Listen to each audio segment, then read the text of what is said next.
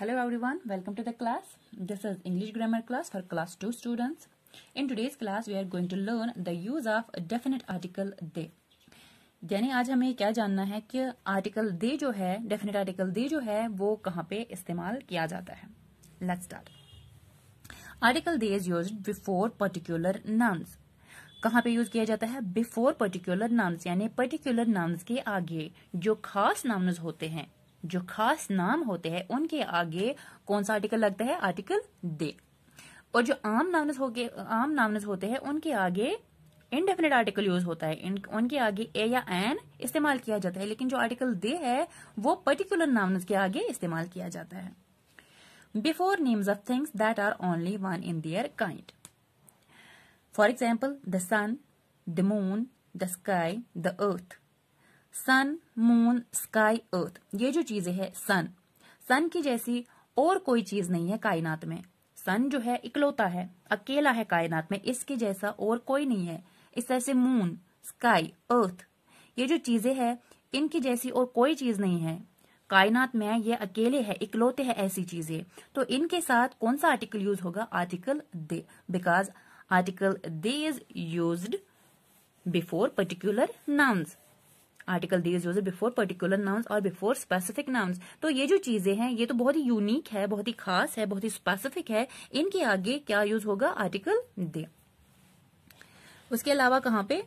Before the names of famous buildings, books, seas, rivers and oceans. जितने भी famous buildings है, famous books है, seas है, rivers है या ओशंस है, उनके आगे भी आर्टिकल दे ही इस्तेमाल किया जाएगा.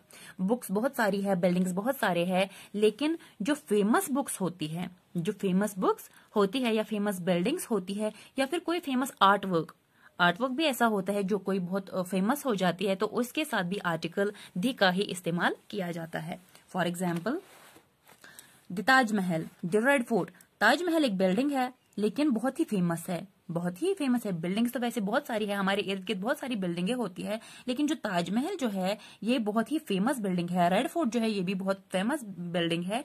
तो इनके साथ आर्टिकल दे इस्तेमाल किया गया. Famous books, the holy Quran, the Ramayana, the Bible. Holy Quran जो है, जो ये यूनिक है, ओनली वन. होली कुरान जो है ये क्या है?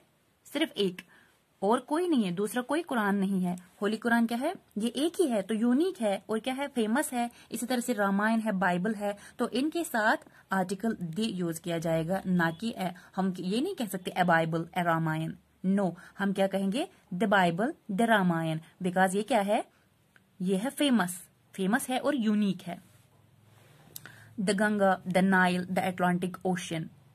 जितने भी फेमस रिवर्स है, ओशंस है, बुक्स है या सीज है, उनके साथ आर्टिकल दे यूज किया जाता है.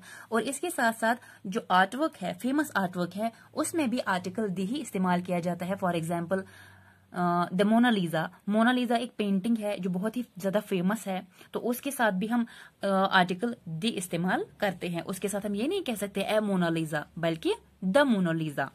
मोनालिजा क्या है? मोनालिजा एक पेंटिंग है. Before the naming words we have already talked about.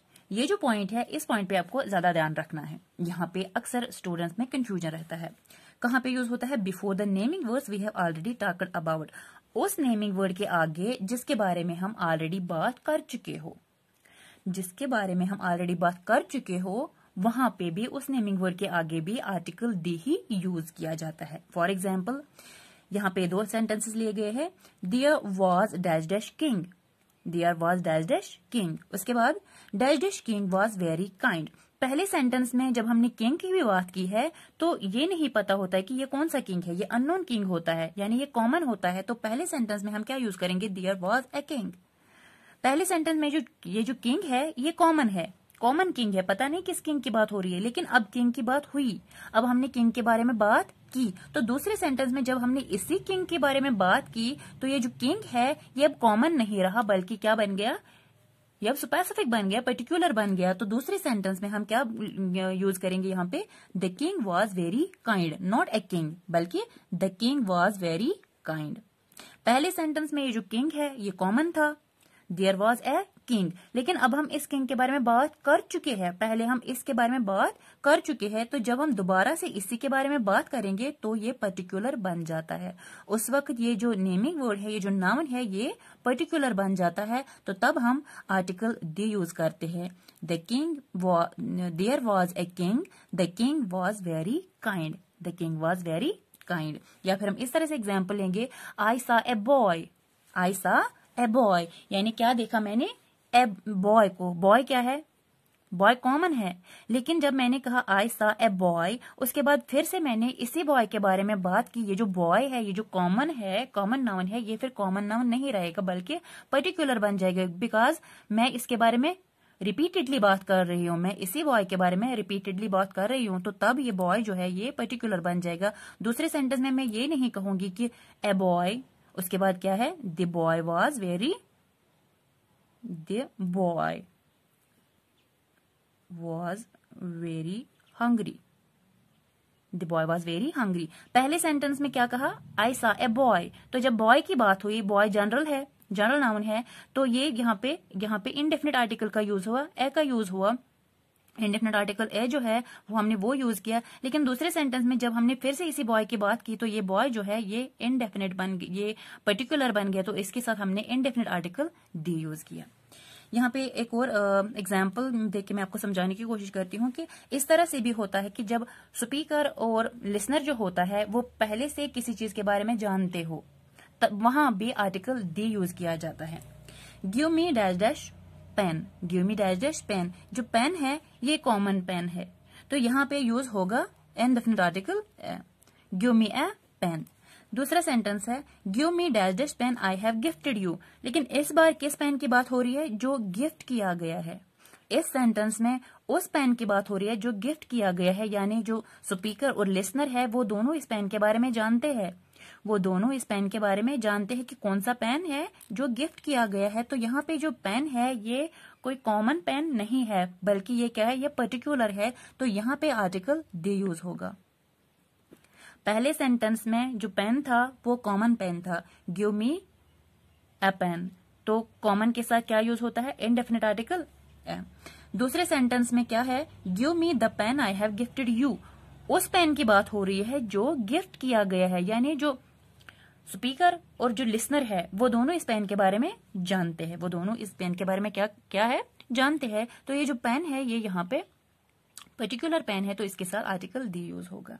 या फिर इस तरह से भी हम सेंटेंस दे सकते हैं, example, the party was great, the party was great.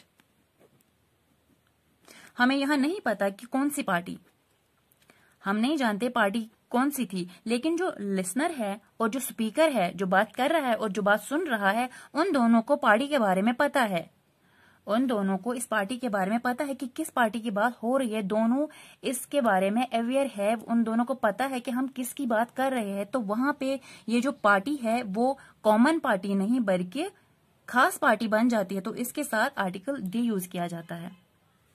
ऐसे मौके पर, ऐसे सेंटेंसेस में क्या यूज होगा, आर्टिकल दे, यानी जो लिसनर है और जो स्पीकर है वो दोनों उस चीज के बारे में जानते हो, वो दोनों उस चीज के बारे में जानते हो, तो उस टाइम पे आर्टिकल दे यूज किया जाता है।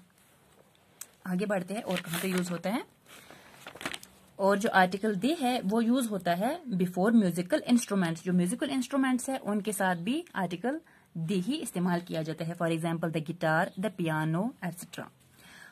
ऑर्डिनल नंबर्स या ओनली, जो ऑर्डिनल नंबर्स होते हैं उनके साथ भी आर्टिकल दे इस्तेमाल किया जाता है। For example, this is the third time I have called you, this is the third time I have called you, यानी थर्ड जो है, ऑर्डिनल नंबर थर्ड जो है, थर्ड के साथ कौन सा आर्टिकल यूज हुआ, आर्टिकल दे। ओनली, ओनली के साथ किस तरह से होता है, ऐसे, you are the only one, only आगे क्या आया, ओनली, तो ओनली के साथ कौन सा आर्टिकल यूज हुआ, the, you are the only one.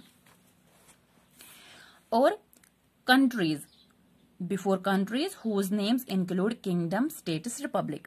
यहाँ पे आपको ध्यान रखना है कि मोस्टली जो कंट्रीज के नाम होते हैं उनके साथ आर्टिकल यूज नहीं किया जाता, यानी उनके साथ कोई आर्टिकल यूज नहीं किया जाता है, लेकिन वो कंट्रीज जिनके नाम में किंगडम, स्टेट्स या रिपब्लिक आए उनके साथ आर्टिकल दी इस्तेमाल किया जाता है।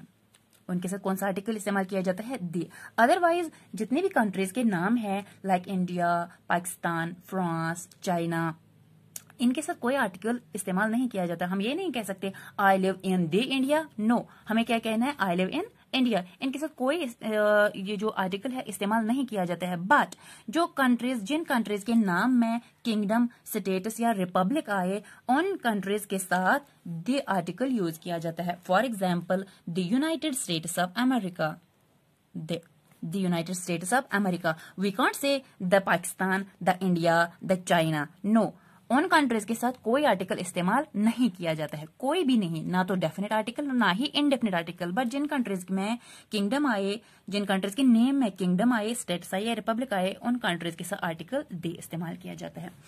और जिन कंट्रीज के नाम प्लूरल हो, कंट्रीज विथ प्लूरल नेम, जिन कंट्रीज के नाम प्लूरल हो, कुछ कंट्रीज के नेम ऐसे होते हैं जो प्लूरल होते हैं, जो सिंगुलर नहीं होते बल्कि प्लूरल होते हैं, तो वहां भी आर्टिकल दी इस्तेमाल किया जाता है। For example the Netherlands, Netherlands है, नीदरलैंड नहीं है, नीदरलैंड्स है, तो नीदरलैंड्स के साथ जो है ये प्लूरल फॉर्म है, इस कंट्री को जो नाम है ये क्या है? ये प्लूरल है, तो इसके साथ आर्टिकल दी यूज किया जाता है। यहाँ पे आपको ये याद रखना है कि कंट्रीज के साथ आर्टिकल यूज नहीं होता। For example India, Pakistan, China, etcetera etcetera, जितने भी कंट्रीज है इनके साथ कोई आर्टिकल इस्तेमाल नहीं किया जाता है, ना तो डेफिनेट आर्टिकल और ना ही इनडेफिनेट आर्टिकल। हम ये नहीं कह सकते ए इंडिया या द इंडिया, ए पाकिस्तान या द पाकिस्तान, ए चाइना या द चाइना, नो, बल्कि इनके साथ कोई भी आर्टिकल इस्तेमाल नहीं किया जाता है, कोई भी नहीं। लेकिन जिन कंट्रीज के नाम में किंगडम आए, स्टेटस आए या रिपब्लिक आए, उनके साथ आर्टिकल दी यूज किया जाता है। जैसे मैंने यहाँ पे एग्जांपल दी है the United States of America.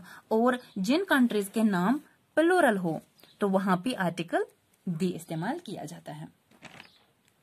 So this was the use of article they. I will be back with a new topic. Till then, keep learning, keep practicing. Bye and take care.